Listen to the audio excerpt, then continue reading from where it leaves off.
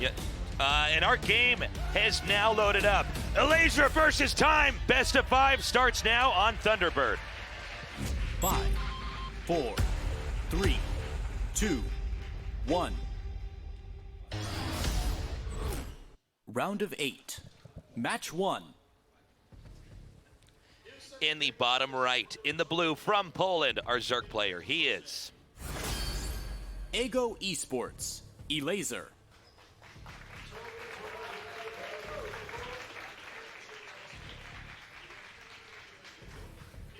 And in the upper left, in the red, from China, he is Newbie, Time. Ooh, I'm excited. I'm getting kind of chills, actually. This is a great day of matches. Yeah. A lot of unexpected matches. Everyone's really bringing their level up, you know, on par. In previous years, like, yeah, okay, the World won last year. Well, Sarah won last year. But this year, everyone's really starting to deliver. They're just playing awesome games. You know, it's funny because when we saw a Laser support here, we also have plenty of Chinese fans that showed up to the studio today here to support Time as well. Oh, nice. Now, yeah, when we saw Cyril win in GSL versus the World and win in the WCS Global Finals last year, it was exciting, but I really wondered, okay, is it just going to be like one guy who's able to do this and the rest of it will be Koreans, or is this going to become a larger trend? Excuse me. And from Tokyo, thanks for coming down, guys. But then I now with this tournament, I'm seeing that all the players are looking so good who are outside Korea. Only 3 Koreans in the top 8, 5 non-Koreans. I know, and it's pretty wild when you think about it. You know, it's funny. A little bit of a story here. You know, GSL stands for Global Starcraft League when it was branded about 8.5 years ago, but it did not turn out to be very global for most of the time it's been around. And so then we had this tournament here, which is like going to showcase, you know, half of the best Korean players, half of the best non-Korean players. But it's incredible to see that the rest of the world is really catching up in RTS games to the Koreans. Yeah, and it really is just more recently. Like, yeah, Cyril. There's a few others, though, of course. Like, for instance, GSL. Sure, we've had foreigners in it in the past. But after, like, the first 2 seasons or 3 open seasons, which were like 64-man at the beginning. Right. It took until Scarlet got in more recently for someone to legitimately qualify through qualifiers to get in. And since then, we've just seen the floodgates open, right? With Cyril winning so many tournaments, Neve winning tournaments, even in Korea, Scarlet winning, you know, the IM Pyeongchang. And, you know, obviously with this Cyril's run that's just occurred and the strength of some of these other players as well, like this whole team that we have from the world, these are the strongest players that you can really get. Maybe only Lambo and Scarlet missing from that lineup to be like, there's no better. Yeah, it's so exciting. And again, when Cyril won GSL versus the World, the #1 trending topic on the Korean internet was Koreans upset that they had lost their spot because, you know, it's rare that you have any country that is going to be so dominant in anything than the Koreans in Starcraft. So a lot of pressure here on the Koreans this time around. Into this game here with Time and Elazer. Elazer going off of that high after beating or winning in a pretty big upset here. But Time, I feel like, is looking to be just on a completely different level in some of his late game play. Yeah. Like, I'm not... it's always felt like Elazer's weak point has been... his weak point has been Zerg vs. Terran specifically. You know, like, I've always really liked his ZVZ, always really liked his ZVP, and then sometimes he'll hit a really strong Terran, and it's just like, you know, like that's what ended his BlizzCon run that one year. He was playing fantastically. And Time is just, I mean, he had that great match at Aces Rock against Cyril, and then he beat Sue. Like, really beat him the other day, right? So it definitely feels like he is advantaged. Yeah, he looks to be just a little bit stronger here. In this game, by the way, Stim is coming along steadily as the Baneling's Nest is about to finish. We did see a Link Scout there earlier. Elazer actually managed to run past the depot that was lowered into the very main. nice scout. Now, that being said, it's not like Time's really doing anything crazy. This is sort of one of those builds, even if you see what they're doing, it's still hard to stop. It's just a very solid approach. Well, look at the timing on these spores. How awesome is that? It literally That's so pops crazy, as yeah. the Liberator gets there. The Liberator's below half health. You have to turn Yeah, around. yeah. Not going to get any damage there. And that's when you literally exactly perfectly know when that Yeah. needs to finish. Yeah. So, Elazer continuing to spread out the creep. Yeah, and And, this is kind of cool, actually. You see how far forward that creep is, and he's already knocked down the rocks? Like, Elazer has serious plans here. Sometimes you just see creep kind of going and stuff, but, like, for instance, Elazer didn't get to take the regular third. The Reaper was over there harassing a little bit, so he's taking this kind of more forward third, which can be more dangerous. But with the creep spread already going up both high grounds in front of him, that's going to make it a lot easier to defend against Time's normal aggressive strategies. Yeah. Yeah, it's, oh, hold on. We're actually going to have the push come out now. Now, again, this is very textbook TV Z. He's going to start to roam the map and try to push back the creep. And it's not always that easy for the Zerg here, because if you're really good at controlling the Marines, you're going to trade almost always efficiently. And I don't think we're going to see Time do anything crazy, like try to actually dart in and take out like something in the main. I think he's going to be pretty modest because in the games we've seen from Time, he really is just trying to build up to an absolutely perfectly strong push. And then with his splits, it looks almost like it's a computer algorithm. It's so perfect. Well, he's dropping right here on this new fourth base. Okay, now this is a Nice forced cancel. unfortunate neglecting there of Elazer. That just he had nothing there to spot for that. And so that will be slowed down. Not the end of the world, but certainly an advantage here for Time. Looks Oh, like and he actually is going to go on the main. I stand corrected. Yeah, into the main base here and getting some reasonable damage already. The spore there going to be a little bit annoying for this medevac. Does get to pick up though and will get out. Decent damage though so far. Yeah, okay, and now he's going to get to unload over here. I feel like Elazer's a little off of his game here. I mean, this is almost, it's a very ordinary path to come in here on the way back out, but he didn't have anything there to defend again. And now he's going to lose even these banelings. Okay, this is just getting worse now.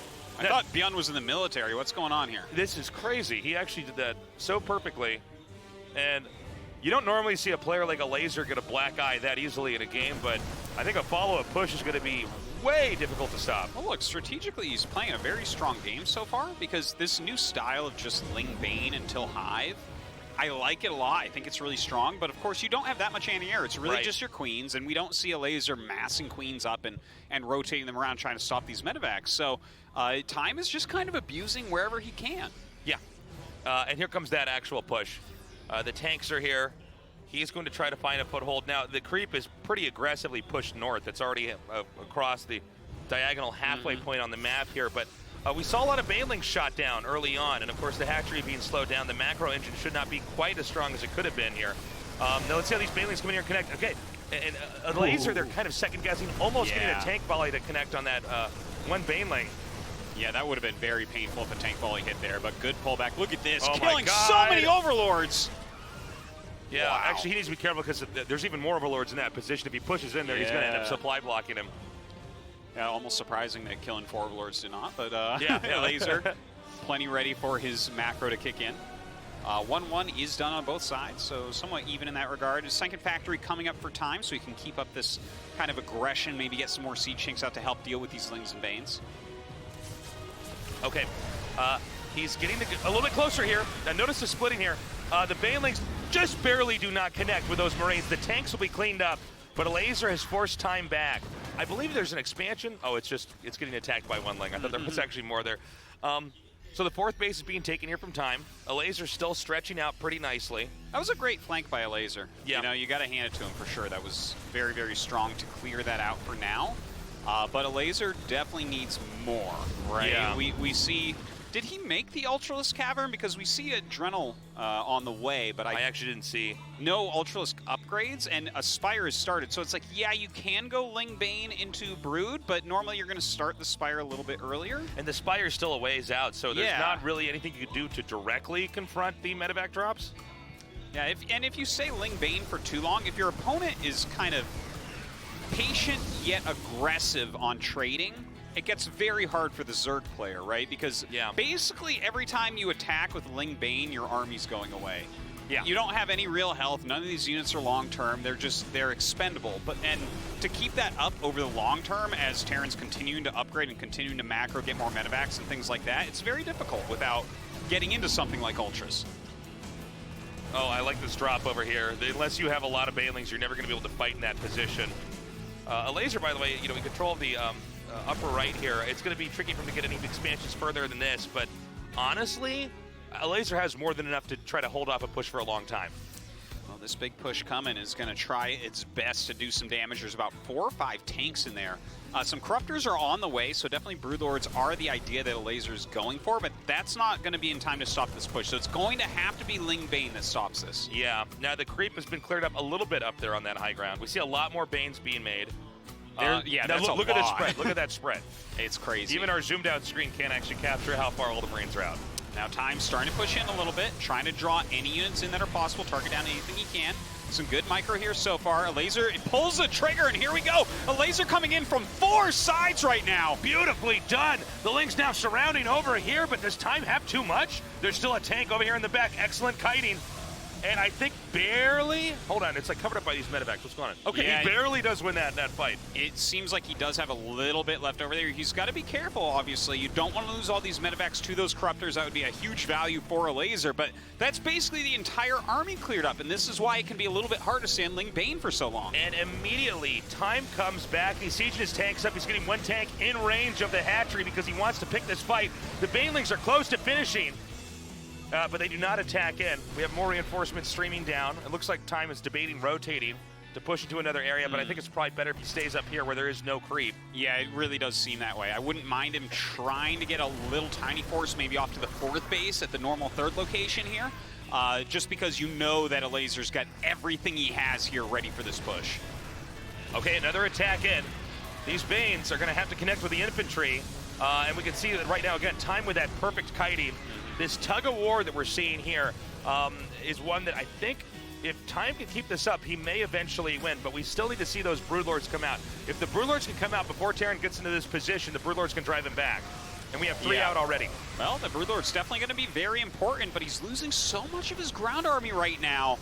This is really hard for Elazer to hold on. The micro of Time, very, very strong. Yeah, and I think Elazer has actually just barely won this fight. Yeah. There's no reason to try to stay there any longer. And now Time is going to have to figure out what direction he wants to take this game into. Now, there's also the chance that Elazer gets offensive with these Broodlords, but you got to be careful because occasionally we'll see Zergs that were in a really good spot push out too far and then get flanked and surrounded with the Broodlords, and then they lose the entire advantage. Yeah, and right now there's heavy anti-Broodlord tech coming. 5 Vikings at a time and a Ghost Academy on the way.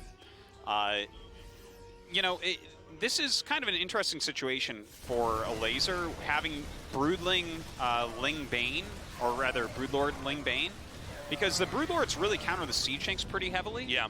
So that makes it really tough, but there's not a lot of health under the Broodlords. So if you clear the Ling Bane army, the Broodlords are kind of free at that point. So I feel like it's a little bit too hard for him to push. I think that right now for Elazer, he should be taking a couple bases, keeping his creep spread up, and just building his late game army a little bit stronger. I do like Time securing this 12 o'clock spot here with the planetary. Yeah. I don't feel like there's any easy spot for Elazer to attack into here, you know? This map's so big, it's kind of like almost always better to just try to keep expanding than to really try to push in situations like this. Yeah, I pretty much agree with that. Yeah. You can see he is kind of turtling up, getting pathogen glands, starting some air upgrades. So yeah, Elazer is going for a much later game army. Of course, this gives Time a lot of time to switch his army around, right? He's got a lot of Vikings now. He has his Ghost tech up. We haven't really seen a lot of Ghosts popping out yet, but I'm sure that we will.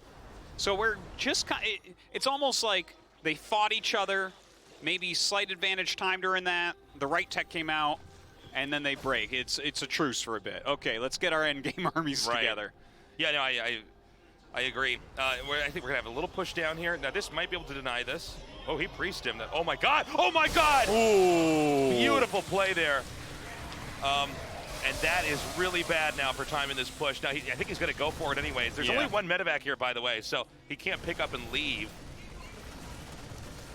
Well, that was really nice. That was really the periphery base. Obviously, Broodlords take a long time to go around the map. The Vikings were actually kind of waiting for the Broodlords to go down there. There was an ambush to the set center. up for this, but it didn't end up happening. Well, it's funny. It's like over creep. So, like, you see it, but you're doing so much right there. Maybe your Broodlords wander towards the Vikings or something. Well, Elazer also expanding over here towards the upper right. We may end up with a point of tension here, just like right at 12 o'clock or 1 o'clock on the mini-map here. Oh, possibly. We'll see, although I don't know that Time actually knows that base is being taken. And the Lasers not good. He's also stretching out to the bottom left here as well. Oh my gosh. Okay, let's see. The nice split actually with the Vikings. So the Vikings starting to get some serious damage done. Oh my god, there's not that many Corruptors here and only a couple Fungals. I'm only seeing like 2 Corruptors here. Where are the rest of his Corruptors? He should be able to clear that, I think. I think he's so afraid of Infestors right now. I think he's freaked out by the Fungals there. Yeah. But yeah, no, I still only see 2 Corruptors, so I don't know what the... Oh my god, there's not that many Fungals in We have 7 more being made. One.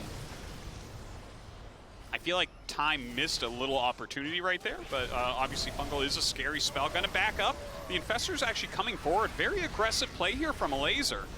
Okay, another good Fungal. Oh, but again, there's so many Vikings, they're actually one-shotting Broodlords. Yeah, he's massacring them. Yeah. And even if you hit another Fungal, it's like your Broodlords are all dead. He doesn't need the Vikings so much anymore. And look at that. He cleans that up, still has his Liberators in place, still has some bio here as well, picking off other important units. I tell you, Elazer is playing a very nice game of ZVT, but overall, I keep getting the sensation that Time is a little bit stronger. Yes, yeah, no, Time is looking a little bit more robust, but Elazer can absolutely still win this game. Terran is getting to the outer limits of how many bases you can have, by the way. It gets pretty hard for Terran Princes to take anything further towards the bottom. Maybe that little bottom left base over there on the corner, but other than that, I think that pretty much everything else is going to go to Zerg. Well, I tell you what, if he ends up taking those bases on the bottom, then Maru's got another friend in Terran Expansion Town, because, other than Maru, I think no one ever takes that many bases. Yeah. Well, we're still waiting to see when push is going to come to shove. We've had the 2 armies kind of engage each other, and then there's like a skirmish, and they both run back away. Yeah. And other than that, it's mostly just been Terran harass like what we're seeing here, or those drops that were happening earlier as well. So, Tasteless. Yes. I believe this is going to be the first time in a pro game that I've seen someone actually take the Rich Vespene Geysers on this map. So I'm very excited because, well, less excited because it's the Terran player. What the hell are you going to spend all that gas on? But if it was Zerg, it'd be a lot of Banelings. I know, right? Yeah. If that was Zerg, I'd be like, oh, this is over, man. But with Terran, I'm like, well, normally you have like 2K gas anyways, right? Yeah. There's not anywhere to really dump that into. Yeah. Okay. I wonder if we're going to get to the point where we're having nukes thrown down here. Maybe not. Maybe that's not Time's style here. But I got Liberation. Oh, there we go. Beat me to it. All right. So the nuke is going to come down here right now. And I don't know if actually Elazer's going to be able to stop this at all. I don't see any way to deny that ghost. Certainly not. Granted, everything's already dead over there. So I guess he lost those creep tumors now. Yeah, you got those active tumors. Big deal. Big win there. Yeah. Another nuke coming here. And this is actually, we're seeing Elazer kind of slowly get bulldozed away by these nukes. This is really cool. Nice having him kind of stretch Elazer out a little bit by throwing nukes down. We need to see what exactly Elazer's building up to here. There's not much activity on the production tab. Yeah. So it's like, okay, you're eventually going to have to fight this, you know. Yeah, generally what we see is the very late game composition is going to be a Broodlord, Corruptor, maybe a few Vipers, and then a lot of Infestors in there with some Queens. So I would imagine that that's going to be what Elazer is generally going for here. But yeah, it's even though he's maxed, like where is that army? Okay, so he's got 9 Infestors, 7 Corruptors, 10 Broods. Not bad. Pretty strong army. It definitely can deal with this if he brings it down. Okay. Ah, but he's pushing. So he's going to try to hit this spot. This is the most mineral-rich location here for the Terran, but whoa. Jeez! Oh my God! Okay, lots of Fungals there. The Vikings land and pop back up. He does manage to save that command center. That is so many Liberators. Yeah. He has 13 it actually Liberators hurts right my there. eyes when he sets up that many Liberation zones. Like, that looks much scarier than a nuke to me. Okay, another nuke coming down here. We're getting to comical levels of nuking here. The flanking nuke. He's like, you stay right there. Time is actually looking so scary. Eventually, Zerg is going to have to expand to the bottom left here. Time sort of is. He's killed one hatchery, and he's sort of created a threat here.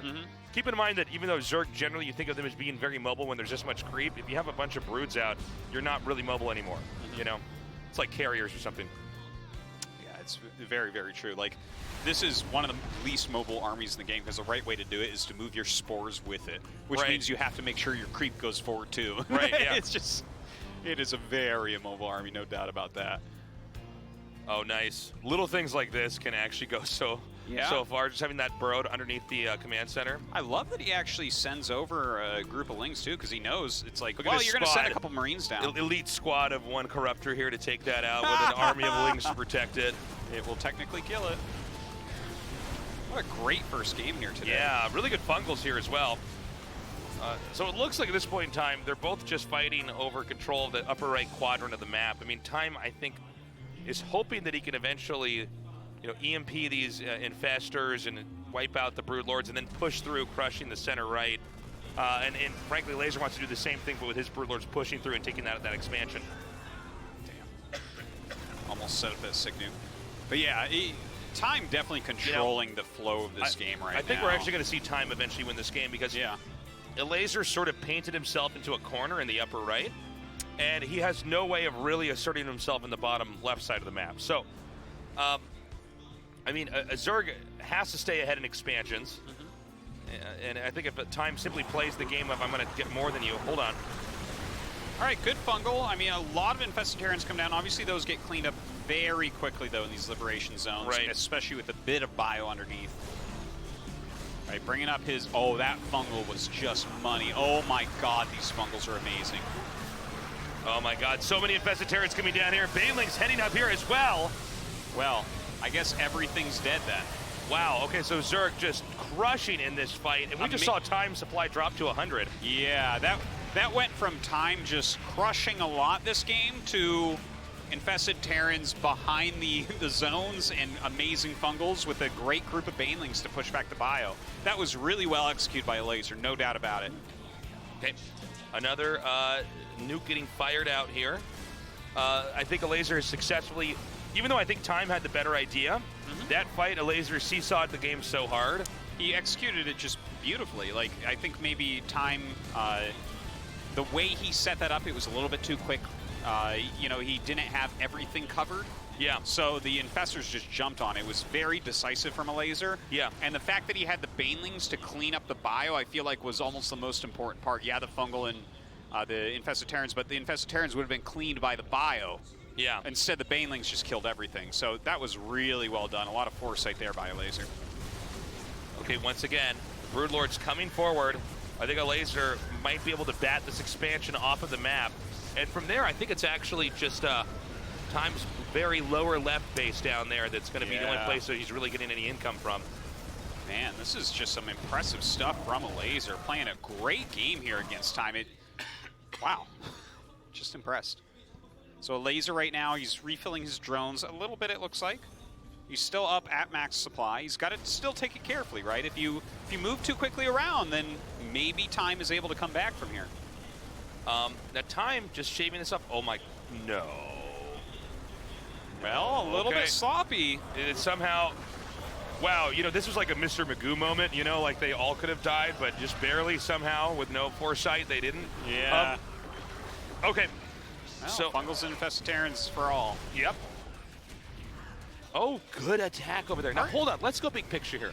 What bases actually have minerals? Because I think the upper center right is mined out. So Elazer's only mining from the bottom, and I believe Time is actually almost not mining from anything else. Right? I mean, there are some minerals here, but like this minerals are so low, it's almost not even worth making another command center there. Time's got very, very little. You're definitely right about that. So even though Elazer has a bigger army by quite a lot, I don't know that it's easy for him to actually push across the map and kill Time. I think if Time devotes his energy into trying to get an expansion up in that lower left place, the expansion we saw that was killed, like I think it was by Lings, we caught just the building exploding. Yeah. Because look at the minerals going up here. I mean, we're in a 25-minute game. Very slow for both. I think for here's what I think, right? There's a timer on Time. Oh, well, hold on. Yeah, because the infestors are going to regain their energy. Oh, that's a good point, Artosis. That should end it. Yeah, technically the infestor energy is like an infinite resource the longer the game goes on. We're like, I don't know that there's... Oh, wow. That was almost amazing. That was meant for those drones, let me tell you. Well, it was meant for any of this stuff. That would have been a just amazing nuke. But it seems like Elazer should be able to finish this one off now. Oh, look at this. What a great game. This is just a fun. You make a hatchery there so he can't land the command center there. Oh. Now, hold on. It's 49 SCVs to 73 drones. But there's actually so many workers that you'd almost like don't need this many. Yeah. Right?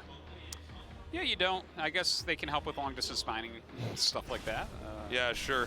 Some decent Liberator harassment.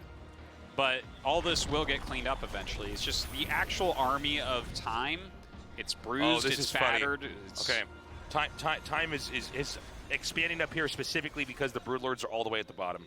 Okay. By the way, Elazer is taking the bottom left base as well. Yeah, that's smart. Oh, all right. We are gonna have to see. Are the Broodlords gonna go north? Because he's got this base up. By the way, the drones are going to be transferred to the very lower left base. Oh, and Zerg's going to try to expand here. Yeah, Elazer, I think staying in his quadrant is the right choice because his army is still super high value, whereas Time has to kind of rebuild everything. Time did take a command center on the very left base, too. Look at that. That one actually is pretty fresh on minerals, so that's really powerful as well. So it looked like we were almost to I thought the Elazer was going to be able to clean him up after that, but yeah. Yeah. Well, it's funny because they actually were making such little money for a little bit. The game slowed down incredibly, and now they've both managed to sneak expansions up, so they're sort of branching back out again, and the things are starting to pick up a little bit more. It's kind of a weird game. Both of them kind of expanded a bunch very early, so it was a little bit of a truce mode, and then there was lots of attacks, and then there was a truce mode as they got into late game units, and then there was a lot of attacks, and there was a truce mode because neither of them were really mining. Hey, quick question. Should Time not make any more nukes? I mean, the income is actually so sparse. I know that sometimes you see Terrans take almost the whole map and then they're just spamming out nukes because they have so much money, but I think actually he needs to be careful with this because even though nukes are not particularly expensive, like every little unit counts in a situation like this. Okay, here we go. Like a nuke here would be much more useful, I feel. Yeah, like a nuke to zone out the Broodlord Infestor, for instance. Okay, he wins that fight. Does Terran try to retreat or does Terran go for it? He's going to get in and actually try to take down some of these infested Terrans. They all start to pop up. They're being taken out reasonably quickly. Fungals coming down, though. Those Fungals are just so powerful. I don't know if he should have stayed when the infested Terrans were there. It just seems like that's a surefire way to not win this fight, but you know, almost all the infested energy is gone. Can you just go back and kill all that? I think that this is a really hard call to make, but an important one. If the infestors have low enough energy, I think that's the time you have to jump on them, because if you wait another minute, everything's going to have fungals again. Yeah. Okay, here we go. An attack over here at this base. More fungals coming down. Oh my gosh. Is there enough anti-air here? I don't see any Vikings. No, it seems like Elazer's going to clear this right up. Some great parasitic bombs in there as well. A lot of the drones have been killed off. He still has plenty of drones, though. He did kill one of the bases. Gosh, Time does not have a whole lot going on, but he is mining from a couple bases, which is very important. Okay. Time, I think you're right. I think we're going to slowly see Elazer take this. Infestor Broodlord for the win. I have a question for you. Please. A lot of his Time's army is a bioforce, right? And I don't think he loses substantial power by breaking off a few units.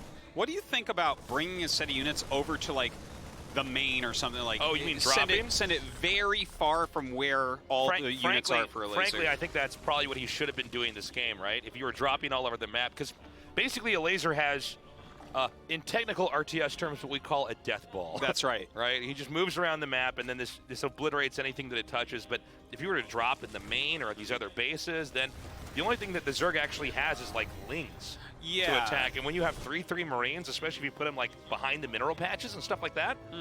Yeah, I feel like there is maybe some value if he could do something, even if you can just get a few units like into the main base or something. Yeah. But yeah, it's hard right now because every unit is super valuable. Well, does Elazer push forward? Because, you know, Elazer's sort of just continuing to grow and gobble up the map, but very rarely is Elazer actually hitting bases, which means that Time still has more opportunities to try to take other locations, you know, and then try to attack out again. Okay, and in this amount of time, we have a lot more Vikings coming, but they're so clumped together Ooh, great spells being cast right there. Fungal as well as Parasitic Bomb. Okay, the Marines coming forward, wiping out some of those infested Terrans. Again, they're expanding next to each other. I mean, this entire map is going to be drained of resources if this pattern keeps continuing, and that would be cool to see where this game goes if that. Oh, please. Yeah. Okay. Shh. Everyone, quiet. Oh my god. Oh my god. Oh my god. Oh my god. This is huge. It's gonna happen. This is huge. Oh my god. Oh my god. Oh. Oh, he knows right last second. Okay. He saw the last second. 17 drones, 19 drones. Oh my god. That was crazy. That was awesome. He's like, I'll try it again. So, that was actually pretty big. Now, what is the game plan then from here on out? He seems like he's just going to expand in this like middle location. Yeah. Well, what he's fought back from, like he was barely mining, had no medevacs. All his units were like yellow and red for a bit. Remember, he had like 3 flying units, like 1 ghost. He had like nothing, and he's fought back to this point with these tactics. Stay on it, dude. man. Ooh. Oh. All right, EMP, Okay. nice EMP. Yeah. Definitely want to see those. Oh gosh, his Viking count going very low now. Parasitic Bomb is definitely adding a lot of value for Elazer right now. I think that any Viper usage in a situation like this is amazing because it basically has infinite energy over time, right? Right. Not like the Infestor either. You just suck it out of some dead geyser or something. Dude, I think we might actually have the map get mined out. I think we're actually going to have one of these games. We yeah. almost never have this in We StarCraft almost 2 never ever, have it. ever. Yeah. Uh-oh. Like, you definitely get games where people aren't mining, but not where all the resources Yeah, are well, gone. like all the Very money, rare. all the money on the map was Yeah. spent. Yeah. They bought everything, guys. What does that look like? Okay. Now, I think Elazer started to do a little bit of what we talked about, having these little strike forces go out on the map. And this one, I mean, he killed 1 Infestor and almost killed a second one. I think if those little groups can kill a couple Infestors, maybe take down a tech building, something like that, that can be useful. That force didn't seem to have done it, but that's all right. All right, well, this base is so yeah, this gone. is. I was wondering when that base was going to go, because it's like, there's no way Terran can keep that with the Broodlord Infestor out.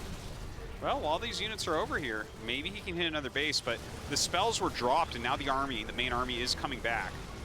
Okay, there's a lot of Vikings here.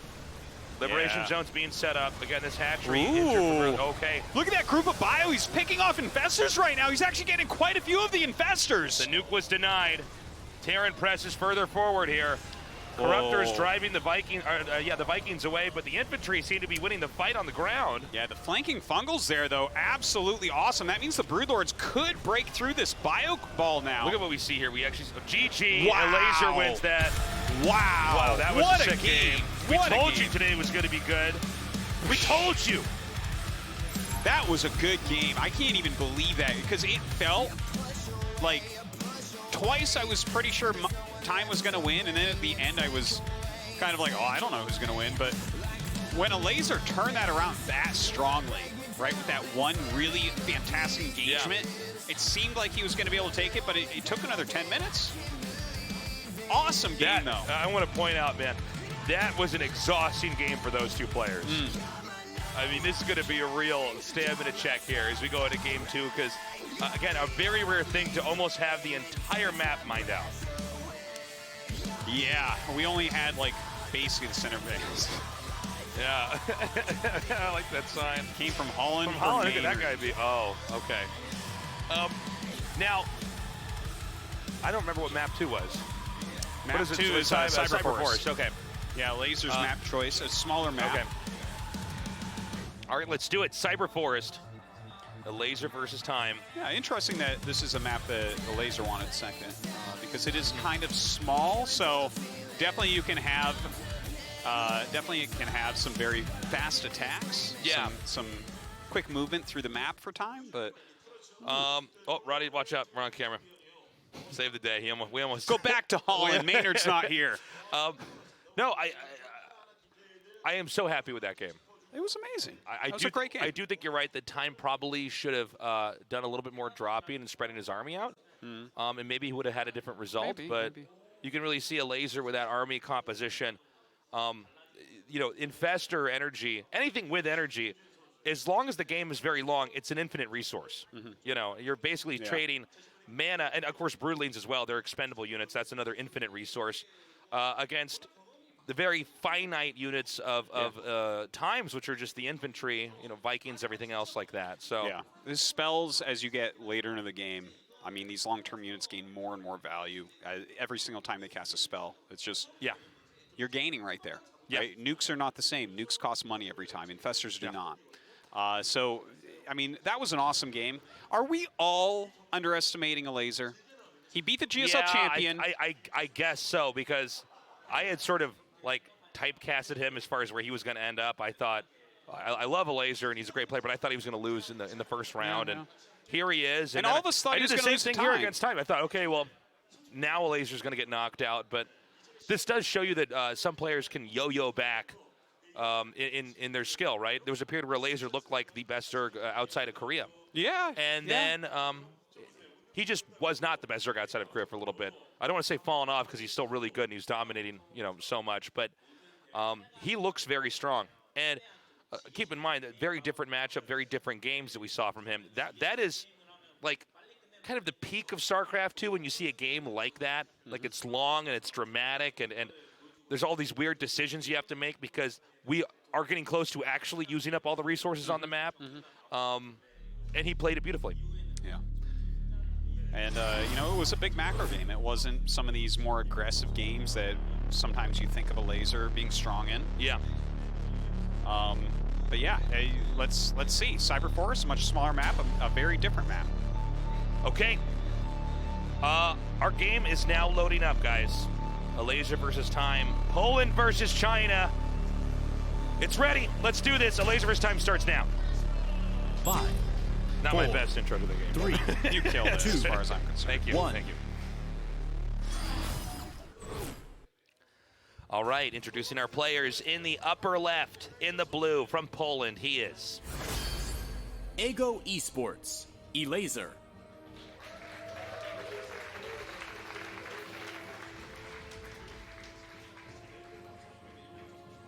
in the bottom right, in the red, our Chinese Terran player, he is Newbie, Time. Thing is, Artosis is really not a newbie. He's actually really good. Well, you give any newbie enough time, they become a pro Gosu. Whoa. This is why you're the best, Artosis. Because of time, a lot of time. For 20 years. It's really weird that this franchise is actually 21 years old now. Yeah. That's crazy. That's a long time. I mean, there was RTS before that, too. I mean, they had Warcraft 2, and but there's a point in time where it's like, well, these are barely RTSs when you go back enough, right? Like Warcraft 1 where you had to build roads and stuff. But like once we got to Starcraft 1, we're like, okay, we've kind of got it. And then people really started being able to unpack it. The pacing of the game was right. The income was right. By the way, so cool to see the studio already filled up here. Yeah, yeah. It's been very popular, GSL versus where a lot of people flying out for it as well. Yes. Can't get a better 4-day set of StarCraft games, really. It's our all-star match, Yeah. They're like, hey, do you like BlizzCon? Yeah. You want to do something kind of like that for 4 days? Yeah. There's not even people walking around in orc cosplay. Like, whoa, sign me up. They can. We won't turn them away. No, they can come right in. Might be an awkward train ride down here, but. So we don't have a third base planted yet. Yeah. We're waiting to see when and where that's going to be. Terran is doing a very textbook middle-of-the-road build. Yeah. This is one of those builds you want to copy if you're trying to learn. By the way, I love that Elazer just insta-takes that third because every game here, time denies the other third base with an SCV and then the Reaper. So very cool. Yeah, it seems like Elazer did his homework here against Time. Absolutely. We've seen a lot of games from Time recently in this matchup, and especially on this map. Let's see if he adds a third command center. I don't think he's going to because he already has his second gas. I think it's going to be a slightly more aggressive two-base for longer type play. And he's done a good job of at least mixing that up. Well, this is going to be a little bit of a slow start here. Nobody doing any all-ins, nobody doing anything really crazy. The factory gets planted down here. And let's see, you know, when the starport comes out, I think it's going to be pretty straightforward. I think it's going to just go for stim and probably even actually do the same build as we saw in Game 1. I think, keep in mind that in Game 1, that map is huge. So it's much harder for Terran to push across. I think Time might have evaluated that because this map is actually a little bit tinier, that he might be able to just more easily push across and win in a pretty straight-up fashion. Because that's been thematic for Time in his TVZs so far here at GSL vs. the World. He basically is just really solid at pushing. Yeah, like the way that we saw him play, for instance, in Aces Rock against Serral in this map, and it was a fantastic game, was he forced Serral into the third that Elazer's now taken, and then just pushed from the high ground basically nonstop and made it a very difficult situation. Now, we saw already Elazer, at least in the previous game, when he was forced into a weird third, immediately get his creep on high ground, so he's kind of, I think he's keen to what types of things that Time wants to do. Yeah. Okay, both players continuing to drone up. We do have that armory coming here. That Liberator's about to pop out. That'll probably make a beeline across the map and try to get in there and kill some workers. Yeah, yeah. And Hellbat push looks like it's going to be on the way. It's actually something we don't see as often from Time, but definitely a build that Terrans just like to use overall. Okay, Liberator's coming up here. And yeah, I mean, again, a very slow start. Yeah, the Hellions coming across the map. He is definitely going to get aggressive with this now. Yeah. Here he comes now. Moving up through the top. We see it here. Not that many units, man. Yeah, this could kill I him. don't know if Elazer's going to be ready for this at all. Oh, wow. He actually morphs all the way up there. Yeah. Well, hold on, Sal. Just a second. But there's a little block here. Elazer has not pulled his workers just yet. He's going to wait for that to get canceled. Now he pulls. Queen's coming up to fight, and of course you can kite reasonably well with these queens. The Liberator setting up and resetting up right now. Good moving of the Spore. What is your take on him setting this up before the Hellions get right next to the workers? Because we've seen people do this where they set the Hellbats up out of vision, but the Hellbats are so slow that the workers just run away. Yeah, I think he was afraid that there might be a bunch of units there. Like if there's a bunch of lings there. What am I seeing here? Okay. He's trying to play fair, man. He's getting rid of his own hedge. Look, you should have killed that. But yeah, so I think he was... The morph time is not unsubstantial, right? So like if he has a bunch of lings and surrounds you while you're morphing, that can hurt. So I think he's like, okay, you see it, let's morph. But obviously we can see in that situation it would have been stronger if he had run up to do it. All right, this Liberator's eventually going to get knocked off. We might have the Hellbats or Hellions come back in and try to get some more workers. I feel like we're playing musical Spores this game. Like the Liberators just keep running around and the Spores get up and chase them and then sit down. When the music stops, the Liberator's dead. Stim coming along here, and that's probably where we're going to see the Terran actually try to push out. Looks like finally these Hellions are going to be picked off here, and again we're back into basically a pretty normal game. You know, he did some damage with this, but was this as good as he needed? Well, we'll see. I mean, the big push is about to come, right, from Time, so he's getting, you know, all necessary infantry upgrades. The rest of these barracks are about to finish. Yeah. We have the Infestation Pit actually about to finish for Elazer, so it looks like it's going to be a very quick hive coming up. Getting Baneling speed, of course, as well. Continuing that creep spread, taking his 4th base. Things are looking clean for Elazer this game, I gotta say. The Hellions decide to back out, even though there's no units there. Like, wait a minute, we have no HP. Yeah, yeah, they're so red. I feel like a Changeling might be able to kill one of those. Yeah, those are pretty low. He's gonna have to bring those back home. All right, so here comes Time's push now. He is coming across the map. He wants to hit this base that he actually spotted. A little bit of bunny-esque play here. He's pocketed the 2 tanks inside the medevac. He's going to unload this here. And this is actually a very good location to be in control of, because it's very, very difficult to ever get a surround on those tanks. Yeah, killing this is actually really crucial. You can't let him be on 4 bases right now. And he is going to go ahead and pick up almost a free kill right there. Hive just now starting here for Elazer. 1-1 going to be finishing up for Time first, so that's going to be a slight advantage, but Baneling speed is very close. Now, is this an overextension? That's what we got to ask ourselves here. Sometimes Terran players win the fight there and they back off. Other Terrans will try to push further forward here. But there's only one right answer in this case. All right, here we go. Can the Banes connect with the infantry? All right, and that was absolutely an overextension. That was very easy for Elazer to wipe that out. Now Time has taken this and is going to try to just harass in different locations, although I think to little avail.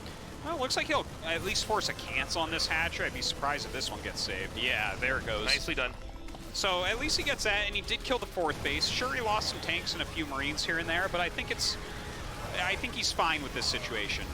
Right? Yeah, like, well, I mean, it hasn't been perfect, but he's getting enough done. 3 base versus 3 base and a TVZ always favors the Terran. Yeah, I would say so. So, I mean, even though he hasn't traded perfectly, this is still pretty much fine for him.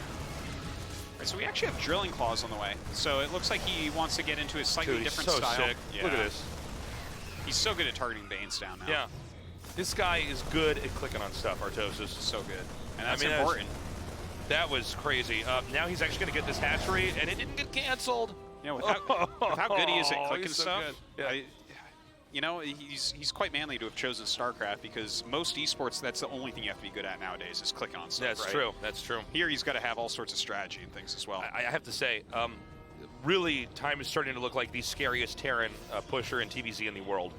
Like his control is it actually does look like supercomputer-esque, you know? Yeah, his TVZ, he has his own style, but it's reminiscent of like a Byun style or something as well, a little bit. Like very micro-intensive, great splits, very aggressive. Ooh, that's a lot of Banes.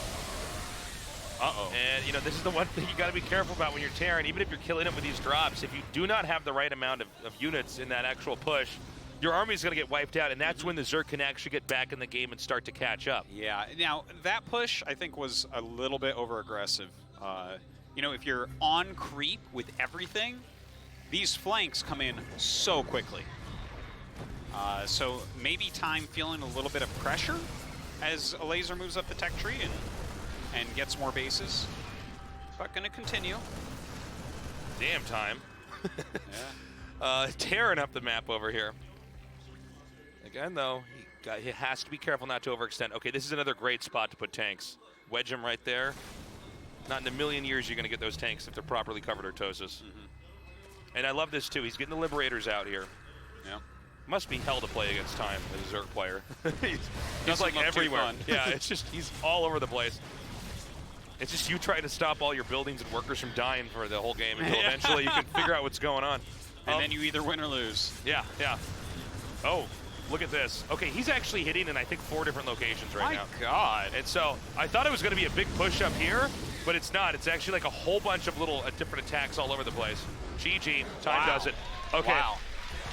Kid's got some skills. You know, his TVZ bioplay is a little bit reminiscent of Gumiho, like the way he moves his army around in multitasks. Yeah. It reminds me of that just a little bit. I just want to throw that out there. Obviously, Time has his own style, but it's kind of fun to think about who does he look like, because he's really entering that top echelon of Terrans.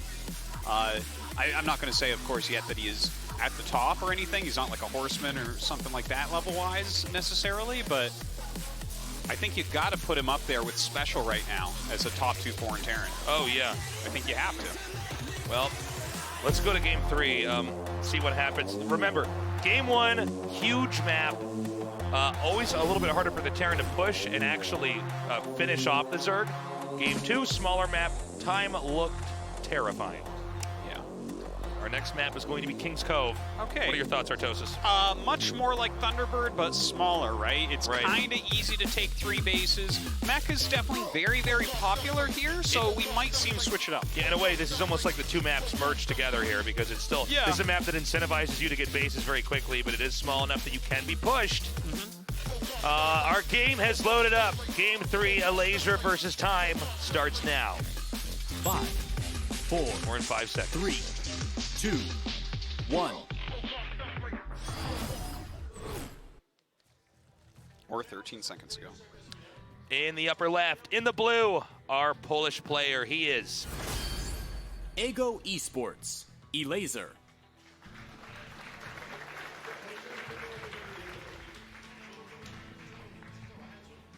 And in the bottom right, in the red, from China, our Terran player, he is Newbie, Time.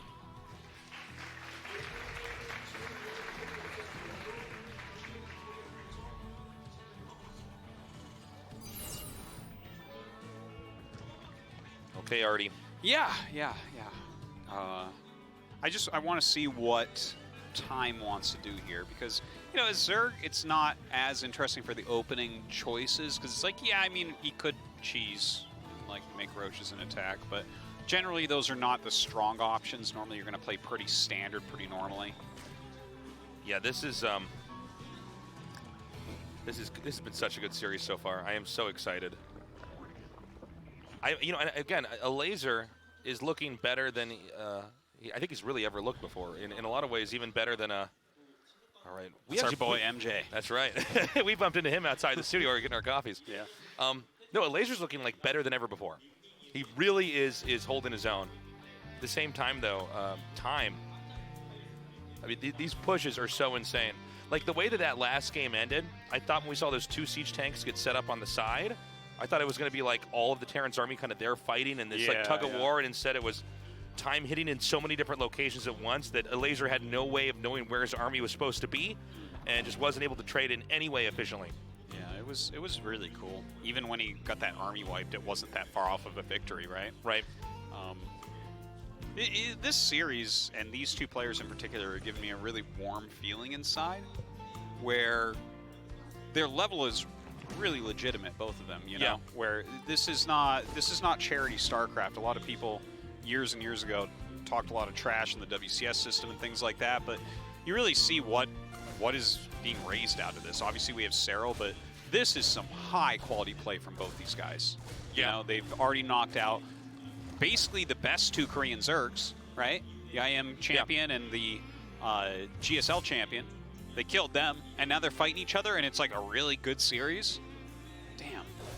What a time to be alive. It's so cool because, back when we started playing StarCraft, which was when StarCraft 1 came out, I mean, there was a big competitive non-Korean scene, but like when you looked at the way Korean pros looked and then like the rest of us, granted, we didn't have any kind of opportunities those players had. It was hard to ever imagine that you'd have, the highest quality games coming out of non-Koreans, but here we are, it's 2019. Yeah. China versus Poland, and these are some of the best TVZs you could ask for. Of course, China and Poland, both very storied RTS nations as well. It's really cool because, China, StarCraft 2 is actually huge. It is, yeah. But, they did not quite have a player who was able to compete with the best of the best in the world. They have a lot of players and a lot of good players, but not enough players to, consistently be at the very highest echelon. Yeah. They've had guys that have, like, shined a little bit internationally, like Shigua. Shigua. Yeah, Ayasanu was pretty good.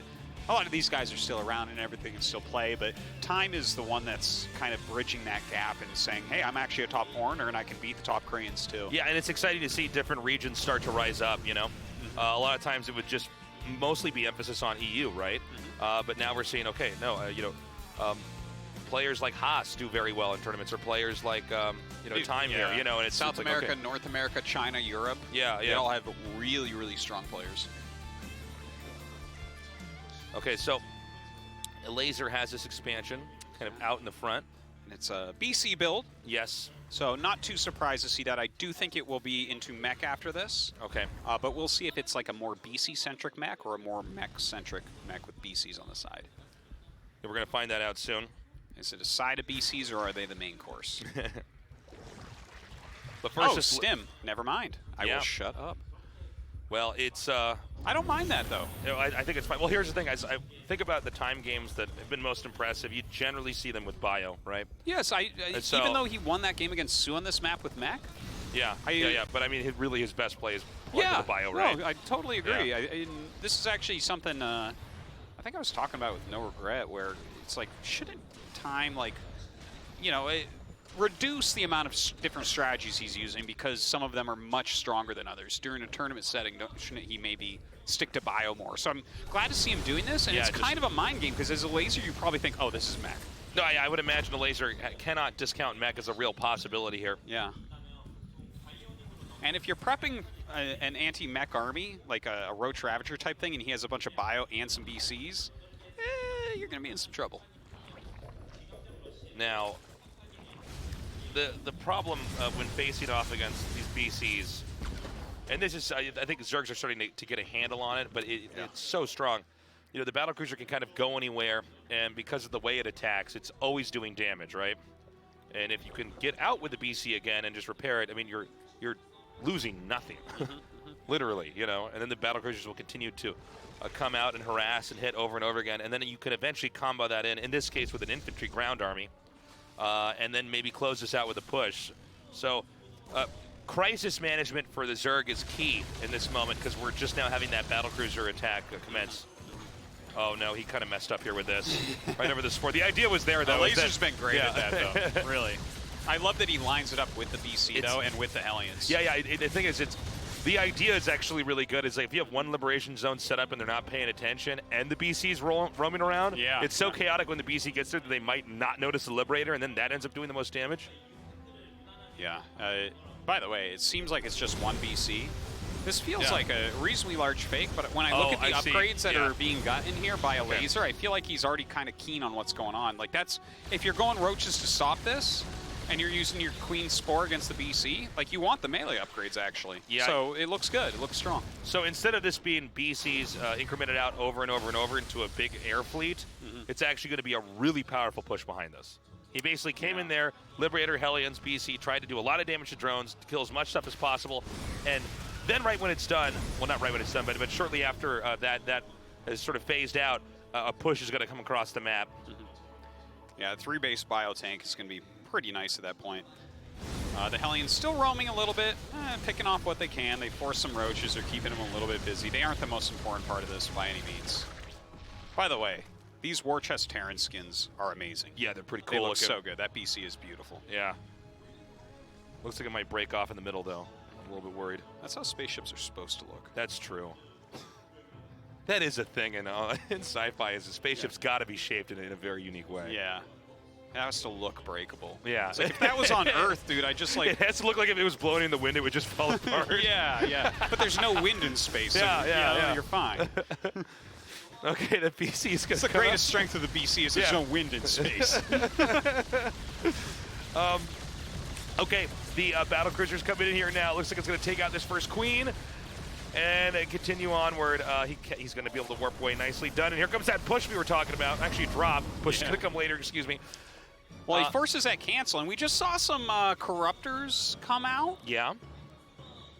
And you don't super need corruptors right now. Like, you can go Corruptor Roach, especially if your name is Dark and you invented that, like, in 2016.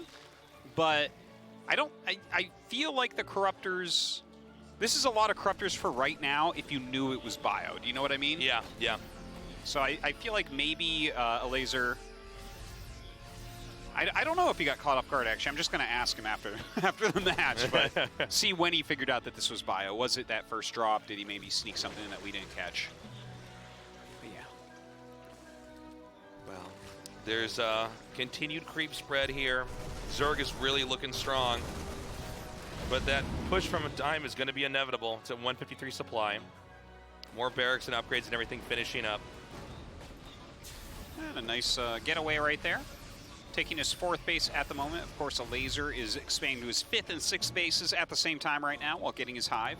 2-2 going to be finishing around the same time. Actually, Elazer just slightly ahead, so that's very nice. And I think Elazer's going to come out here and try to annihilate this 4th base, or at least toy with the idea of it. He's got some Ravagers here. If he can corrosive pile, down the tanks, that would actually be pretty nice. But with this many siege tanks set up, there's going to be a pretty nice distribution of splash damage. So the Corruptor's going home to deal with this double drop, and if you bring the Lings too, I feel like you can eliminate these medevacs, which would be very, very nice.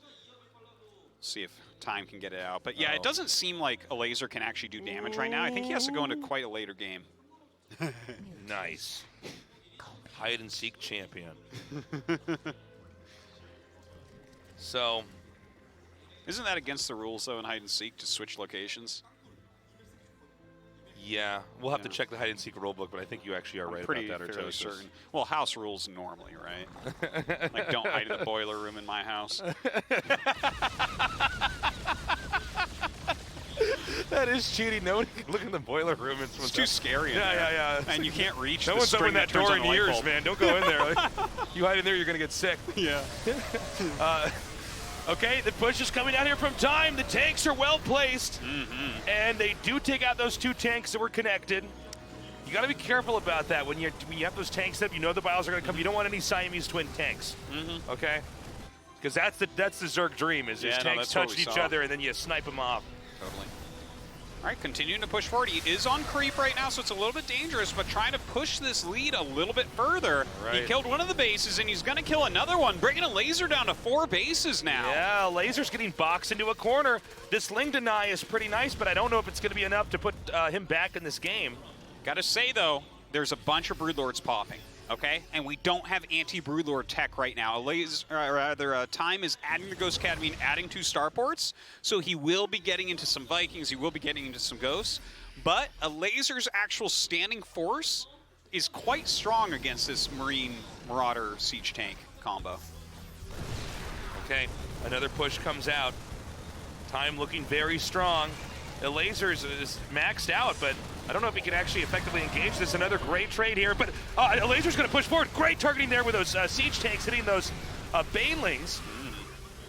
Yeah, it's a scary force right there. It takes a little bit for the Broodlords to get up with everything else, but is he going to do a tight push? It seems like Time is doing a great job keeping pressure on, which is keeping this Broodlord force back while he tries to counter it tech-wise. Right. Now we have a push coming here from the bottom. Did he just target his own medevac there? I'm not sure. Okay, there's also going to be this drop over here at the very top inside the main. Again, Broodlords don't have mobility, so sometimes the best way to deal with Broodlords is to avoid them entirely. Normally it just hit other locations. All right, so Biles going down. Time is trying to force an engagement here before the Broodlords get there, but the Broodlords are closing. The drop in the main base starting to get a little bit of damage done. Units coming up to try to clean it out. And as the Broodlords come, of course, he turns around the rest of his army. Look at this. He's hitting 3 locations at once and running from Broodlords. Yeah. Really great stuff here from Time. Okay, targeting down that hatchery, but he does get away. He's going to go back over here. Now, he hasn't done any insane damage, but he's also really keeping Elazer from actually growing on the map at all. I mean, I don't see any easy opportunities for instance, Zerg to try to contest the bottom now. We do see Elazer stretching out over here to the upper right, but I imagine we're going to see a push there too. Oh, that's weird. Okay. Yeah, you don't normally see 2 spores sitting right there like that. Yeah, yeah. I think he just wasn't expecting suddenly 3 spores. But you know what? Time is still playing a beautiful game here. Neither player has a very big bank. They're both just about maxed out. Right. And, you know, Time, he's taking his 6th base right now, so that's really, really solid. Meantime, adding on some Liberators and some Ghosts, so kind of filling out that tech tree as well. Okay, once again. He wanted that so badly. Yeah, that was... Oh my God. That was ambitious. He really wanted that Infestor. I think Time's looking a little bit better this time around, Artosis. He's looking so strong. Yeah. We're not getting a lot more CCs thrown down here. Notice the edges of the map that are not the spawns here. Elazer barely having any control. Very different from Game 1. Game 1, Elazer was like the blob, just going all over the place. But this time around, Time is really doing a lot of controlling here. Yeah, he definitely has been active in that way. This map is a little bit easier to move around than Thunderbird as well, which definitely should be part of it. Okay. Oh, another drop here. Oh, and these 2 Evo chambers as well. If he could actually target that down, it would be huge. Instead, he's going to go for the hatchery. Another valuable thing to take out. Sure, and he does end up sniping that. Looks like he's going to lose most of his units here, but this seems to be worthwhile. Yeah, there's a lot of spores just everywhere in the base. Yeah. Hey. A bunch of Banelings hitting the Marauders as good as you can get, really. Just to clarify, it's actually really good to drop Marauders onto Banelings. Yes. Because they can take a whole bunch of Banelings hit, and it's totally not cost efficient. So whenever you see a player unloading Marauders with Banelings underneath them, he actually meant to do it. Yeah. To the untrained eye, it can look like it's the wrong move, but it's not. Yeah. 5 Ghost Academies on the way. Like, but he already upgraded Cloak. Like, there's not that many upgrades on there. Oh, wait. He's going to go mass nukes again. Yes. And really mass nukes. He's not screwing around with just 3 of them like we saw in Thunderbird. It's like, you know why I lost that? I was only launching 3 nukes at a time. I need 5. Here we go. Look out, camera. I feel like Shine's getting better and better at actually zooming into, like, we're eventually going to go inside the nuke as it comes up here. Is he able to get move some this way? sort of weird bug like the speedrunners get in Mario 64? We just see a bunch of octagons. I'm like, That's yeah, right. it's cool that you can do It's that, like but the it's not good for TV. It's the Portal speedrun bug. Now we're outside the game. I don't know. Yeah. Okay. Well, he's going to continue to shower nukes down here. There's not a ton of easy spots to nuke, given the positions that they have. He might want to try to combo nukes in with his pushes. Yeah. Where you set a nuke up, and then it can make the location undesirable for the Zerg to try to push in due to the risk of being hit by that nuke. Here we go. All right. Oh, Shine wasn't ready to try to get in the way of that one, but no. Unburrows and starts moving most of these. oh, I gotta get out here. Just gonna get that that larva. Yeah, you hear him screaming in pain. It's what I sound like when I stub my toe. The larva dying. That's how they recorded that one. Okay, nice surround. Gets rid of that. It goes. This is so annoying for the Zerg, by the way. It's so fun to watch, but you really got to be on top of your game. And then you know there's going to be a moment where drops are going to come in again here.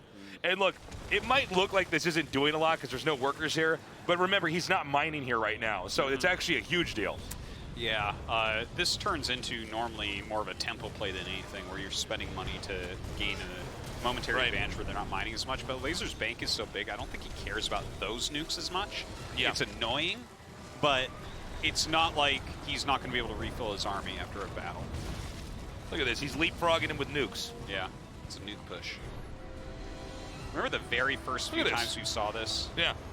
I remember the very first competitive nukes we really saw against Zerg. It was Morrow, actually. Oh, yeah. He was zoning Zerg armies out with nukes. This is the coolest thing I've ever seen. Yeah, it's cool. Oh, my God. And he's got liberation zones to kind of slow everything down. That is a lot of nukes, man. This is a nuke push. Yeah. Give me one more. We're almost getting to the best part. All those spore crawlers. Ah! Take that! Okay. He's got to remake all those nukes, but it's going to happen again. Don't worry. Here come the spores! Here come the nukes! All right. Some decent EMPs, actually. I think push is coming to shove now. Well, he's going to try to push him back. Of course, he doesn't have any nukes that are still launching in this area. But another one there. Yeah, that hatchery is eventually going to die to nukes, Artosis. It eventually will. We got 5 more nukes in the mail, guys. Just wait for it. Yeah. Okay, here we go. It's starting up again. They're finishing. No. Wait, we need to go up. Zoom up. Ooh, that was a good one. How many Broodlords are actually up there? Like, we just I don't know barely the have exact number. Look at this. I love that this guy just sits here all game nuking. I know. That ghost has shot like 6 nukes this game. Yeah. They should really have a ticker for that, you know? At the Yeah, bottom. how many nukes shot? How many kills you got for the nukes? This is working. Look at Elazer's just sitting on a bunch of money. He's like a hedge fund Zerg over here, man. Do you remember when ghosts, you would just make ghosts and use snipe over and over and over and just massacre the entire Zerg army? Yeah. You know, those were the glory days of ghosts. I imagine that they went to taverns and stuff. It's like, yeah, I killed 4 ultras and a broodlord today. Yeah. Nowadays, they're like, yeah, do you know how many spore crawlers I damaged? I've shot 6 nuclear bombs. Yeah. And I killed a bunch of inactive creep tumors. Whoa. It's the funny thing about nukes is like, I mean, if they actually connect with an army, it's huge, but they basically almost never do. But yeah. If they were to be able to easily connect with armies, it would also be the most broken thing in the entire game. Oh, yeah. All right. Forced spore migration. Look at the mini-map. Look, he's like actually chewed a hole through the creep. Yeah, yeah. It's like he's slow. Look, yeah, he's just going to keep doing this. This is awesome. Here we go. 4 starports on the way, by the way. I wonder what's going on in Elazer's head right now. He's like, this guy is unbelievable. Like, stop nuking. He's just going to keep He's nuking probably me. thinking, like, well, he's counting mineral patches. He's saying, you know what? I only need to live through 110 more nukes, and then he won't be able to refill his army. Yeah.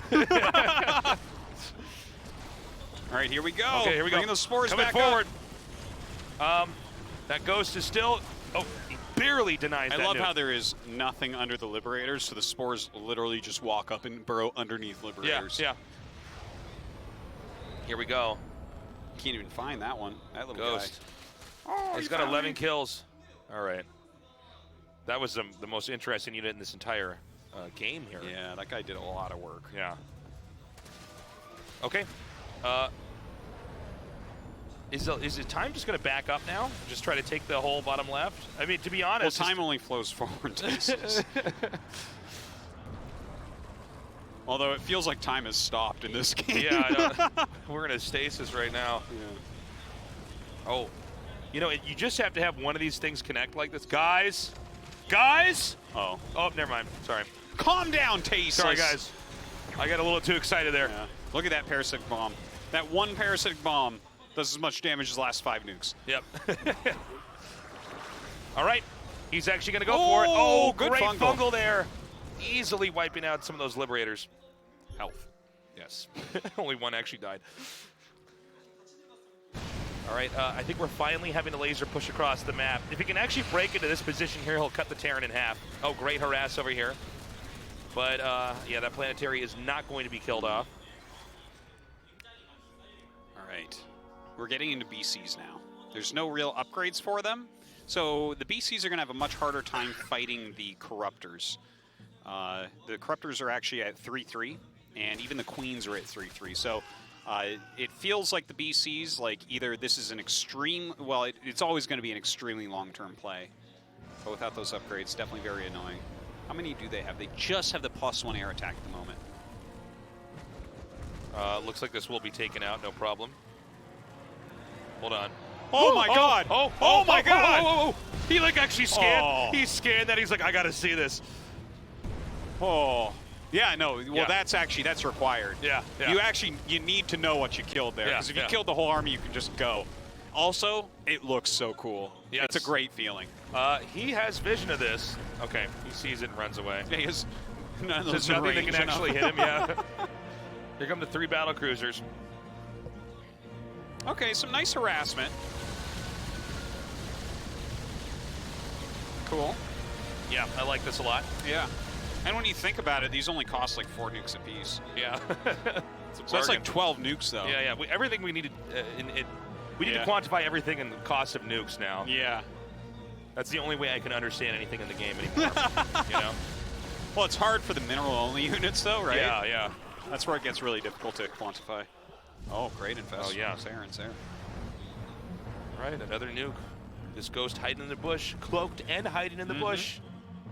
The sneakiest ghost of them all. Does that actually land? No. Okay, he stops it in time. Apparently not. So time, it looks like, if you were to look at the minimap right now, it would look like Time's the Zerg. Okay? Time's Kind got of. the entire bottom here. Yeah. And Elazer's a Terran with creep that's eventually going to try to push out. And so, again, another nuke landing over there. We don't have a laser taking the upper right base. Oh my God. All right, let's do this. Do you know what? Wow. All right. Many infestors. That drone. I thought somebody spilled cranberry juice on the screen for a second. Well, he's going to come up here. Keep in mind that the natural and the main have all of the tech. So if you actually can stay over here and win this fight, you're going to hit the reset button on a lot. I mean, we already see this infestation pit is gone. Yeah, that's cool. Oh, better get out of here. Yeah, the fungals come down, you're going to lose everything. But those liberation zones definitely helping out a bit. Come on, He's Vikings. like, wait a minute, my Vikings. Get to work, right. Vikings. Whoa. Yeah, had those Vikings been there then, that would have been a different story, but they were not. All right, what are we doing? Yeah. Imagine that. It's The a great way Vikings to looked lose all like your they jumped on a Vikings. trampoline there for a second and then went back in the sky. This is how they get even higher, is they land on a trampoline, which bounces them back up, and now they're like above the The clouds. Vikings have basketball shoes on and just pops right back up. Okay. You know, I'm at the point now where the nukes are just a normal part of the game for me now. Game. Yeah. Oh, but okay. Lag. Well, that's not good. Okay. He says go, go. All right. But I don't think we can go until the ref talks to them. Looks like he peaked out at 200 milliseconds there for a moment. All right, guys. I think we're actually about to jump right back into this. Yeah, it looks so. like it. It's a little lag spike for him there. What a great series this has been so far. Oh, this Every series game is has been ridiculous. so epic. The first series of days are always the best. Yeah. All right, these nukes. All right. I hope he's. Laser, were you I really hope ready? his short-term memory. Okay, this is actually. Oh. What? Oh my God. Oh, meanwhile, over here, Oh my God. everything in the entire game is fungled. That's All right. pretty crazy. But he's actually going to end up killing everything still, it seems. This is what, like No, not quite. 12-year-old me imagined that my pro games are going to look like. Yeah, yeah. And then I get everything! There were nukes everywhere, and then I destroyed everything. He couldn't even move! My firepower overwhelmed him! I'm such a genius! I don't know about that, Tasteless. That's right. It's the one. That's the tournament where I'm actually casting myself play the game, winning the championship. Yeah. I'm the most impressive human in the world. Here's my amazing attack. You can't stop it, GG. Okay, so suddenly the nukes are actually hitting targets that the Zerg pro gamer is not ever supposed to allow them to hit. Oh my God, these things get their flux capacitors on All right, now. yeah. They got their Christmas lights on in the middle, too. Jeez. All right, so we're going to have another attack up here. It's so funny we've seen so much stuff die, but then it can be instantly remade. All right, these infested Terrans are going to make quick work of these BCs here. Yeah, you might be able to jump. No, just barely not. Good fungals. So, yeah, times execution with these BCs in the later game, we've seen this a couple times where it's not quite perfect. Yeah. Like, you know, we've talked about it a lot where if you're going to go mass BCs in the late game, you almost have to do a continual scan for incoming infestors because infestors can shut them down completely. Fungal and neural both stop you from jumping away. And then the BCs are not so strong if they cannot escape when they need to escape. We have we have the nukes about to this location again. He needs to move these drones. You know what? I think he's actually hit this so well. There's a real art to where you put that red dot. There is. You know, there's absolutely something to it. And you know, there was a funny thing about it in StarCraft 1. If you nuked a flying unit, the dot would be below the flying unit. is that still the case in StarCraft 1? Yeah. Oh I haven't my used God. a nuke in like 100 years, but Yeah, like, yeah, that's the way it was. All right, now we have nukes destroying buildings. Yeah, yeah. I guess this is how it would go with humans versus bug aliens, right? We would just keep nuking them, right? Well, I feel like I would be the scientist for that and make much better weapons. They just launch raid cans at your planet. You get one of those big light things, they just keep flying into it and dying. Dumb You get a bugs. giant upside-down plastic bottle with like honey inside of it, and they just all get trapped in there and die. All right, we've seen this happen.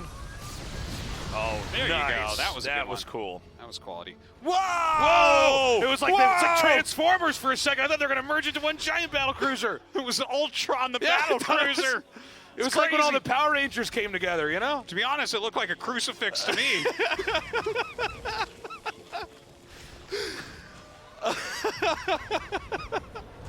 It's like Flash! Ah! He's giving us a sign. Time's the That was- chosen one. I got tears in my eyes. Okay, so, you know, as the game moves on, Elazer's basically still boxed in. I feel like we've seen Elazer survive in this game, but I don't see a real way out unless maybe time is so cost inefficient, but he has so many minerals and gas. Well, his gas is, it's not that high right now, right? But there's a couple things that don't cost him really much money. Oh, excuse me, I swapped the minerals and gas for a second. Sorry. I'm Yeah. still laughing about that. Battlecruiser Port Peckin. Sorry, go ahead. So, the battlecruiser spells, obviously, you can just continually use those. You need to save money to repair them. And then you have scans that are, again, energy, right? Yeah. So you can theoretically, on these situations where the money is going to run out, just Okay, here we focus go. on battle cruisers. Oh my God, my eyes. They're trying to merge. Seriously. Look at that. They're like, we want to make sure. It looks like a flying futuristic staircase. That's that painting is called Escher's BCs. Okay, so Elazer completely wipes out that area. But he's going to get all the overlords. This is more epic than all the battles in all the Lord of the Rings movies, this game here. Oh, for This sure. is. Okay, so he's going to come and tear through this location.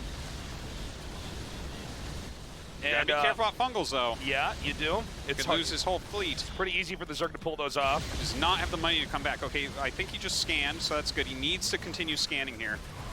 Is Elazer countering? Oh, he jumped over onto the BCs? Yep. They tried to merge into a tic-tac-toe board there. Oh, but that's a lot of corruptors, and he's flying over spores! I don't think he's too worried about the spores. Okay, he's gonna do a retreating nuke. Yep. That's the technical term for it. Oh my god, it might actually work. Okay, no, he's gonna back up. Well, it forces him to turn around, I guess, at least. No. Wait! Oof. What's it feel like to lose 2/3 your health to a nuke?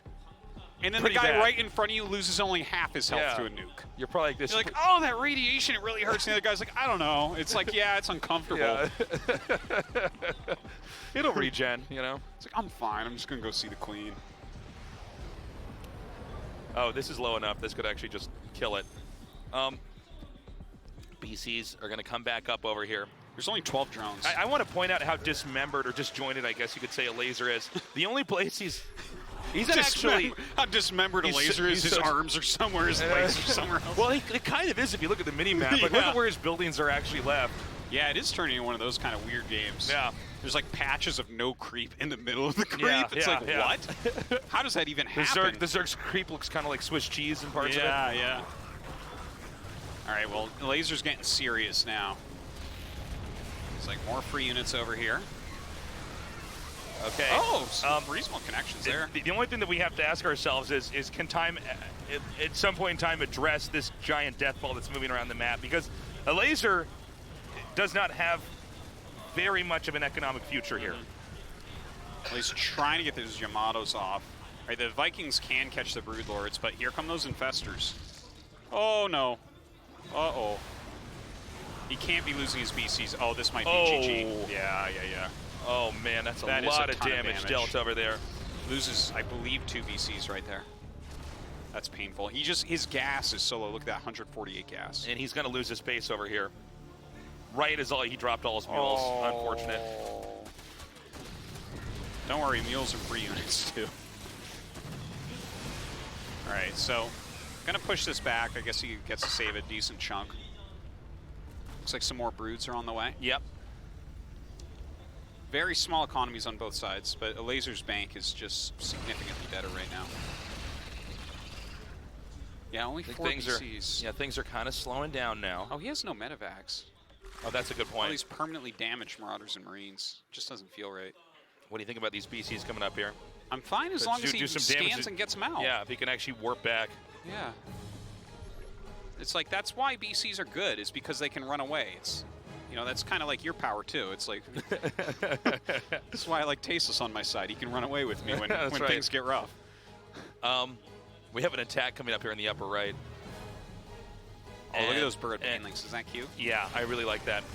In case the push ever does come from that angle. Also, if he leaves his army here at all, or if it like leaves, he can just roll them into the mineral line. Oh, that's a good point as well. Okay, these BCs I think have finally arrived at their destination. And so he needs to do the damage and then immediately escape. Yeah. The nuke coming down here, that one might be missed. All right, he gets out before anything hurts. Well, he gets over here, which means the Corruptors are just going to fly right down here. Yeah. Oh, okay.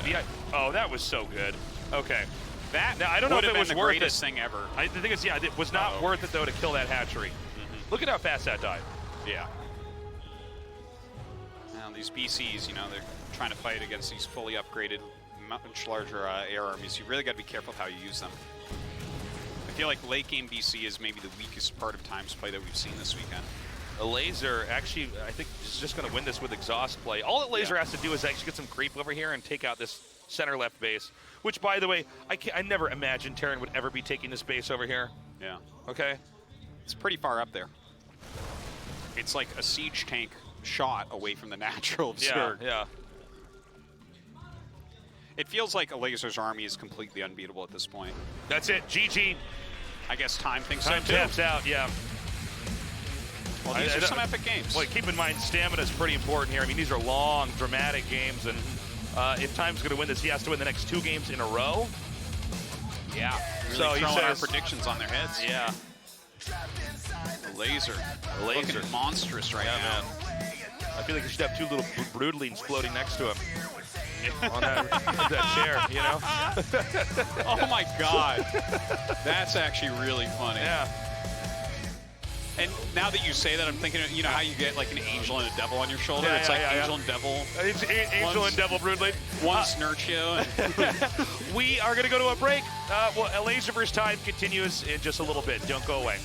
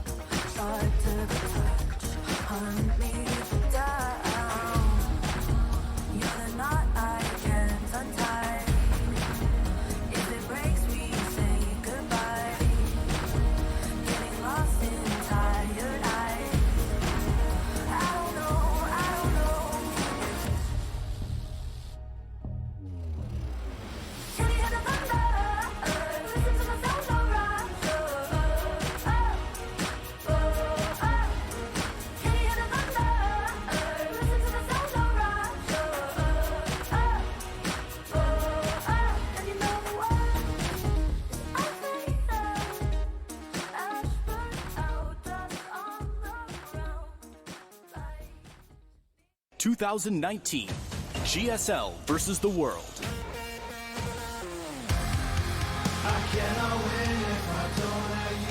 All right, we're back, and we're about to hop into Game 4 with Elazer versus Time. This has been an epic series so far. We're already over an hour and a half, and we could have 2 more games, Artosis. Yeah, this series has been taking a very long time. We've had a couple games, 30 minutes plus, and they were epic. Elazer able to take those, the quicker game going to Time. You can really see that his strength is not like late game BC type stuff. Feels like in the late game when all these infestors come out, he's having a much harder time. I guess that can really be said for anyone of any race. But yeah, his strength I think is in these quicker games. So we're going to a smaller map, Turbo Cruise. I'm hoping to see some more early game aggression at Time. Yep. Time looks so good, but Elazer seems to have a better, long-term plan here. Anyways, Game 4 is ready. Let's do this. Elazer vs. Time starts now. 5, 4, 3, 2, 1. In the upper right, in the blue, from Poland, our Zerg player, he is Ego Esports, Elazer.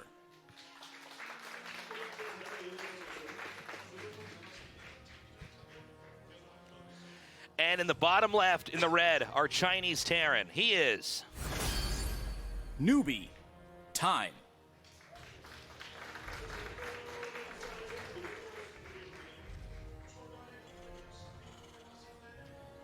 So, here we are, Turbo Cruise, very different map from some of these other ones we've been seeing. Elazer, surprising with how strong his late game really is right now. Yeah. It's looking very good. It's so good to have everybody down here. I keep seeing people stream in too. So cool. I love doing GSL versus the world. Oh, yeah. Oh, And guys, we have 6 best of 5s today. This is just the must first be one. like number 3 or so. This is like the appetizer, okay? This is when you go to that really expensive restaurant, they bring you like a cracker with like something you don't know on it. Oh, That's yeah. what this is. Yeah, okay? yeah. It's like a color food normally isn't. Yeah, yeah. Like peach color. Not even peaches are peach. Yeah. So, do you think that time should just go back to kind of a more traditional approach to winning? Not doing this kind of how deep does the rabbit hole go, late game play, and just try to win with these really robust pushes? Because I feel like that's the way he's going to beat Elazer. I think Elazer's already shown that Elazer will actually just sit there and take a beating for 30 minutes. Yeah. And then eventually win with Broodlords. Yeah. He just traded more efficiently.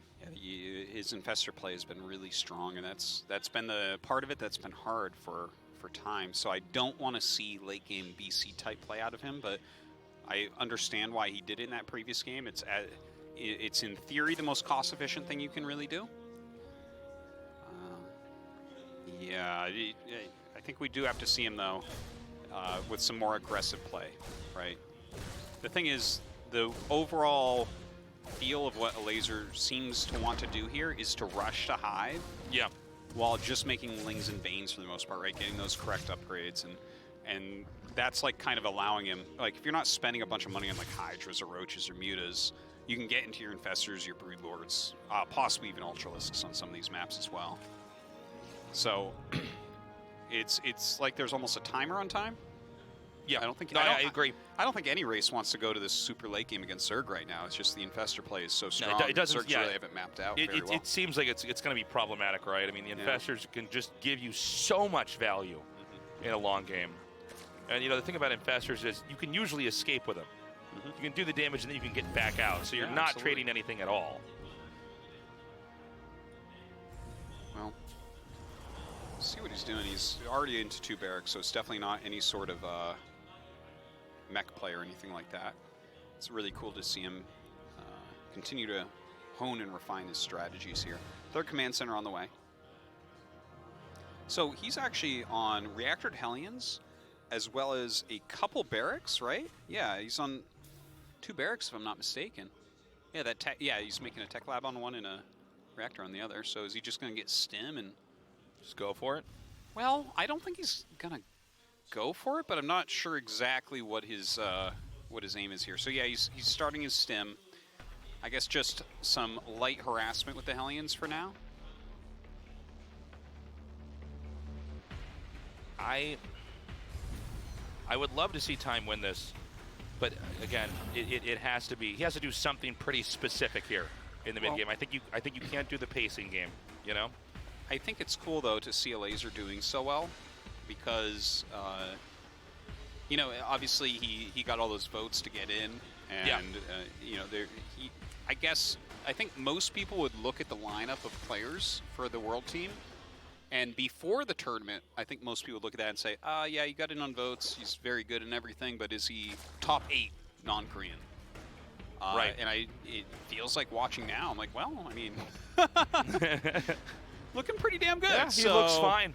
Yeah, I definitely don't regret having Elazer here. He's given us some of the best games so far. Okay, we're going to have the double medevacs come out to pick up the infantry, and we'll begin to see that pressure play. Terran tends to orbit around the sides of the map here to try to come in here and do damage, but if we get into the part where the Terran's actually trying to do a killing blow push, sometimes you can just push through the middle, even though those green orb things slow you down. So this is going to be kind of cool. He's going to be pushing out with Marine Medevac with Stim, but also Hellbats. Yes. So this is kind of an interesting build coming out of Time. This is what we were talking about, though. He needs to do something like this. Yeah, yeah. Or I think that Zerg just outpaces the Terran. Well, I think a lot of this comes down to if he can stop the Banelings from getting great connections against the Hellbats, you're not holding this with Ling Bane, right? The Banes are everything against this. And so maybe he's using this as kind of a pocket strategy against this continual style that we're seeing out of Elazer. The push is coming up here now, and this is where we're going to have to. We need to watch the Banelings when this happens. Yeah. Where do they get the connects? Do they get the value? Because if the Banelings don't get the connects, then it starts to snowball, and the Terran's damage is just too much. I have a big counterattack coming in right now. Okay, the Banelings are coming. A good split. A good Oh, split. that was pretty sick. But there's more Banelings still. Yeah. He picks up. More Hellbats are coming around here. Meanwhile, Elazer's doing a lot of damage with these Lings. Elazer's hold is fast and strong. Like, the fact that he's counter-harassing during all this and actually almost getting more done than what Time is getting done. What? Look at this. Yeah. This is actually like so much damage. He's like, okay, I'm going to hold off that attack and then win with a counter attack. Look at this. Terran's like, wait a minute, are Zerglings this good? What? These are like Starcraft 1 Zerglings. I know, these are right Starcraft now. 1 Zerglings. Like, yeah, we don't care for fighting Marines. Yeah, yeah. We win that. Then we find out they're Heart of the Swarm Zerglings because the Banelings, they jump up onto the high ground. The single player. What's ones. going on? Yeah. Okay, I actually feel like this timing attack backfired harder than any timing attack I've ever seen. Yeah. It didn't do anything, and then the counterattack like killed everything, and I'm like, okay. He's lost 11 SCVs. Is this, you know, when you do stuff like this in a game, after you've lost, you're like, is this not a thing that I'm doing? Like, was this thing I'm trying, is this actually just not a thing? Should I not be doing this? Do I not understand the game? I don't think I know this build at all. Like, to see the fast third CC, it was almost like a 2-on-1, but with Hellions into Hellbats. Yeah, you know, sometimes It sounded like, when you think about it, it sounded like a pretty good idea against just Ling Bane, because you're going to be there before Baneling speed. But yeah, obviously we saw how it went down. So okay, Ling's coming in here once more. There should be enough to defend, but again, when the Terran timing attack fails and you're actually counterattacked like that, Zerg gets so much of the map. Look at this. Zerg's already about to be on 5 bases. Plenty of Lings and Banes to drive this away. There's no way that Terran units are not allowed to put their feet on the ground on the Zerg side of the map. Creep or no creep? Oh, no. Yeah. yeah, things are starting to go really wrong. And we have the Hive already on the way. The Spire starting with good time. Drilling Claws is coming up, so I mean, maybe that can do something for him here. Obviously, Widowmine's going to be pretty strong against Ling Bane overall, but it feels like Time's had a hard time getting pressure on. But even in these situations where it looks like Elazer's doing better than Time, he's been able to fight back and make it a real game. Okay. Not bad.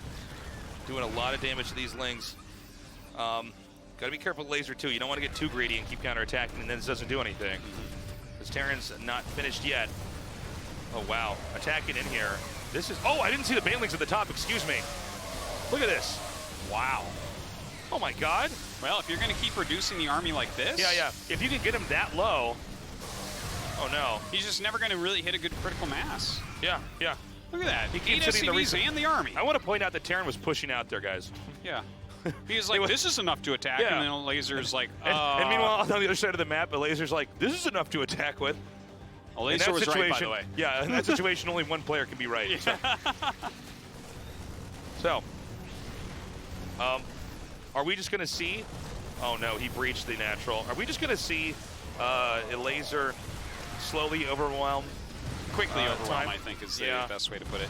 The other game's very close, very good, but this one, Elazer is just smashing. Where are these SCVs going? Into these Banelings. No, okay, that's it. All right, that's it. I think we'll be seeing a GG here.